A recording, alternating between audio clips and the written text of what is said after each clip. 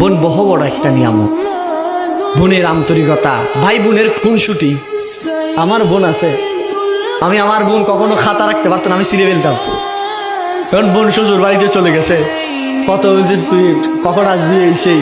ভাই বোনের যে একটা মহাব্বত, আন্তরিকতা, যে জিনিসটা, এটা কিন্তু ভাই হিসাবে প্রথম ভাইয়ের দায়িত্ব বোনের এই আন্তরিকতা রক্ষা করা। ঠিক কিনা বলেন? আমি আপনাদের কাছে বলবো, আপনাদের যদি বোন থাকে, বোনকে কখনো অবজ্ঞা করবেন না। বোন এটা আল্লাহর একটা কি নিয়ামত, আল্লাহ কবুল করে নিক, আমিন বলেন। বোন বহু বড় একটা নিয়ামত। বোনের আন্তরিকতা, ভাই বোনের খুনসুটি। আমার বোন আছে, আমি আমার বোন কখনো খাতা রাখতে পারতাম, আমি ছিঁড়ে ফেলতাম। কারণ বোন শ্বশুর বাড়িতে চলে গেছে, কত বলছে তুই কখন আসবি, এই সেই। ভাই বোনের যে একটা মহাব্বত, আন্তরিকতা, যে জিনিসটা, এটা কিন্তু ভাই হিসাবে প্রথম ভাইয়ের দায়িত্ব বোনের এই আন্তরিকতা রক্ষা করা। ঠিক কিনা বলেন? আমি আপনাদের কাছে বলবো, আপনাদের যদি বোন থাকে, বোনকে কখনো অবজ্ঞা করবেন না। বোন এটা আল্লাহর একটা কি নিয়ামত, আল্লাহ কবুল করে নিক, আমিন বলেন।